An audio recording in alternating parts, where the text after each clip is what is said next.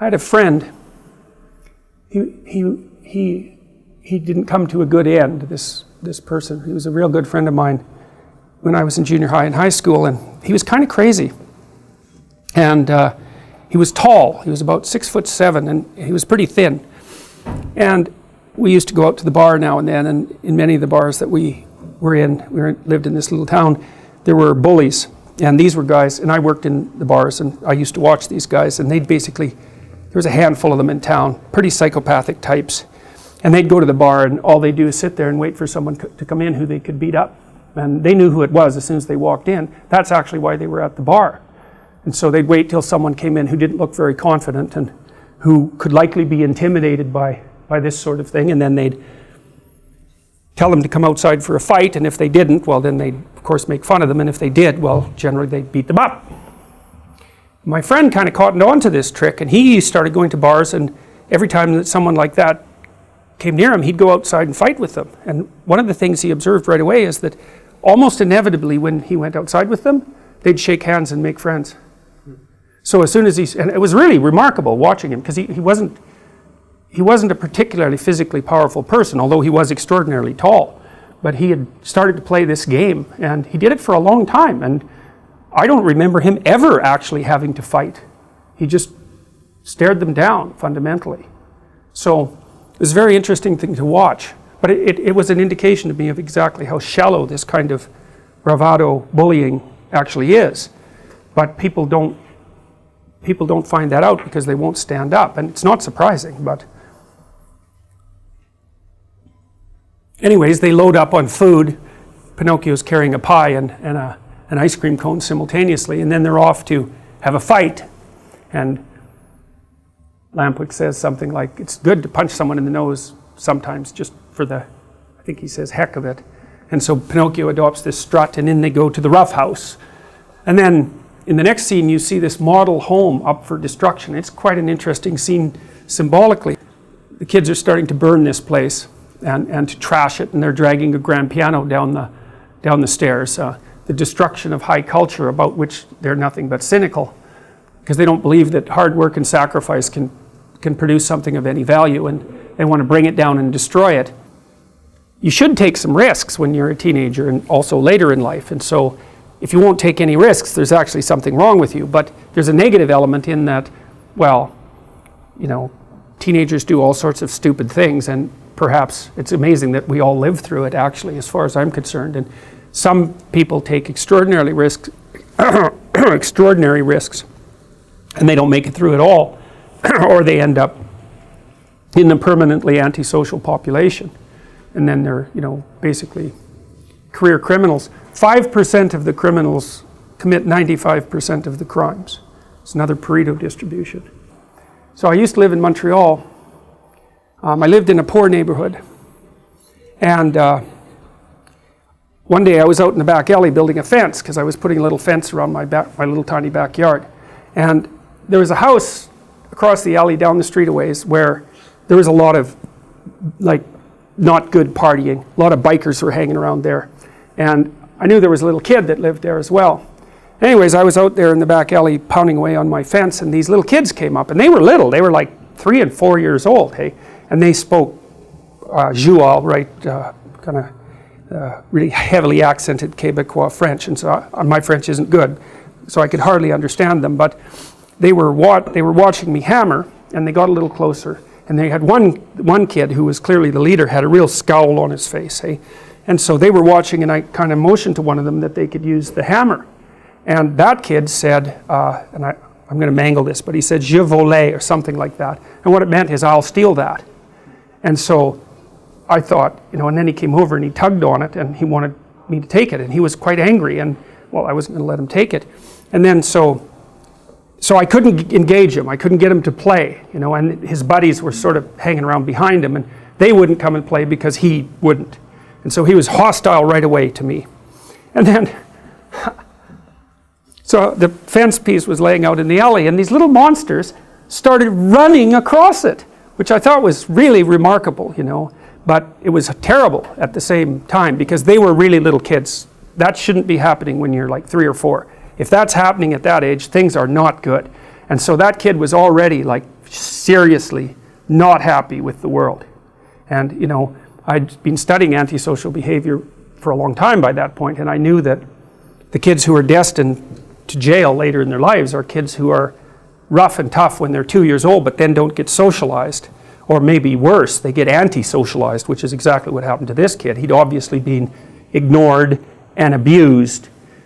Certainly no one had ever played with him in any real way because he wouldn't play. And it's not good if a kid is that little and you can't get them to play. Something's gone seriously wrong because they're so playful at that age that it's like 90% of them. Anyway, so they were running back and forth on this fence. I thought, stomping on it, you know, and I was right there. I thought, well, first of all, I thought that was remarkable, but I also thought it was absolutely horrifying because, you know, in some sense I could see where this kid was headed and why at that early stage in his life. It's not a pleasant thing to behold. If you're not doing very well, especially if that's your own fault, if you're not doing very well and you're around someone who's doing very well, it's very painful because the mere fact of their being judges you.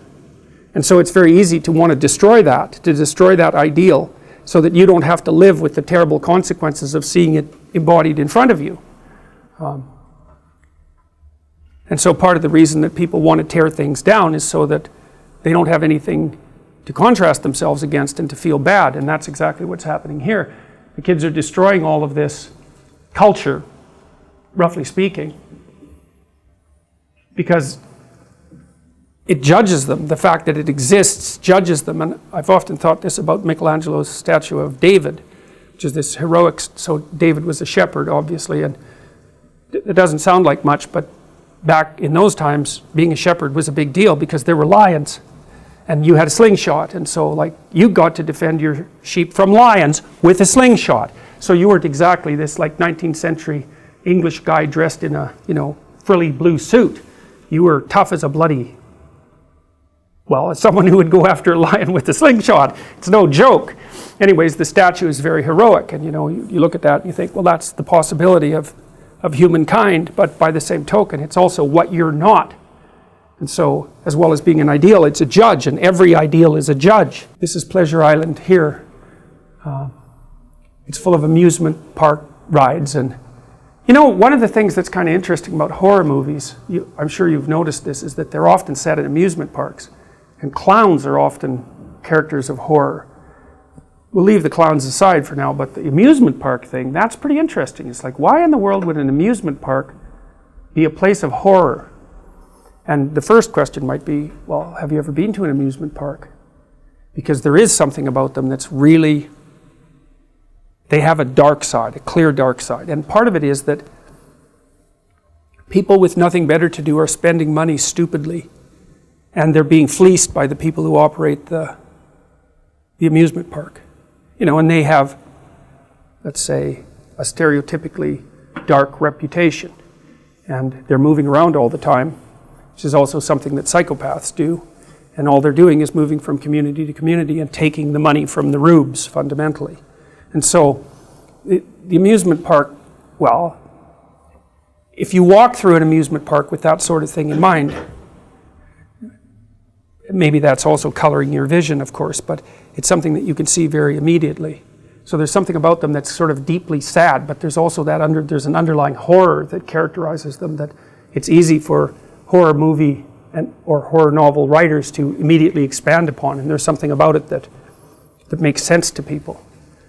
So it's too easy, maybe that's, and it's also all short-term gratification, that's the other thing. So you spend your money very rapidly and it's gone. And so part of the problem with the hedonic answer is happy when? Exactly, and over what period of time? And also who's happy? Because maybe something makes you happy but makes your family miserable. Now you could say, well, I don't care, but you do care if you have to live with your family because they're going to take it out on you. So the impulsive hedonism, which is also fostered, say, by a positive emotion, it tends to put people into a state of the pursuit of short-term hedonism. It's not a good long-term or medium to long-term solution. I actually think that's why people evolved conscientiousness, right? Because conscientiousness is not happy. Conscientious people aren't conscientious because it makes them happy. We're starting to think that they're conscientious because they actually feel terrible if they're just sitting around doing nothing. And so it's a way of staving off stress, the stress that's related to enforced leisure, something like that. You know, if you know industrious people, some of you are industrious, some of you will have industrious parents. They just can't sit around and do nothing. They have to be working. They don't feel good unless they're working. So one thing about conscientiousness is that it involves continual sacrifice, right? You're doing difficult things in the present, hypothetically, to make the future better. But that's not driven by hedonism by any stretch of the imagination. And conscientiousness is actually a pretty good predictor of long-term life success in stable societies. Because there's also no point in being conscientious and saving things up and storing things if a bunch of thugs are going to just come in randomly and take it all away. So conscientiousness actually only works intelligently in societies that have some medium to long-term stability. You know, because you can get wiped out by hyperinflation too, because hyperinflation kills off the conscientious people. The people who accrue debts are thrilled when hyperinflation kicks in because it wipes out their debts. But of course those debts are the things they owe to people who were conscientious enough to save. It might be that the sense of meaning that life can provide to you is proportionate to the amount of responsibility you decide to take on. That'd be very strange if it was the case, you know, because responsibility, of course, is a kind of weight, obviously, and it's difficult to take on responsibility. But if any positive emotion that you feel and your control of anxiety and the control over pain is dependent on the activation of these systems that watch you move towards a desired goal, then the more complete and weighty the goal is, the more kick there's going to be in the observation that you're moving towards it. And you know, you kind of already know this because you'll have observed in your own life that when you're engaged in something that you believe in, that the time passes properly. You know, you can see this even if maybe you're reading a paper and it's actually related in some intelligible manner to something that you want to learn. So even though it's difficult, you get engaged in it, you can remember it better, you can process it better, and you're not so likely to fall asleep, and you're not so likely to want to find distractions, all of that. You can get into it. And it would be very interesting if that was proportionate to the degree of responsibility that you're willing to shoulder, and I think you can make a strong case for that. I've also often wondered, imagine you could offer people a choice. Here's the choice. You could say, well, your life isn't meaningful. The nihilists have got it right. There's no meaning in your life. And because of that, there's no reason for you to accept any responsibility. So you can live a responsibility-free life, and maybe one of impulsive pleasure-seeking, but a responsibility-free life, but the price you pay is that it doesn't get to be meaningful. Or you could say to someone, no, we're going to do the opposite. We're going to say, you can live a meaningful life, but it's only going to be as meaningful as the amount of responsibility that you're willing to bear. And then you might say, well, what would people choose? Because everybody also always makes noises about wanting to have a meaningful life. But if the price you pay for that is the adoption of responsibility, then it's not so obvious that people would choose meaning over, over pointless pursuits if the benefit they got for choosing the pointless pursuits was that they really didn't have to care about anything they ever did. As the situation degenerates, then people have to be offered stupid amusements more and more frequently in order for them to ignore what's actually going on in the background.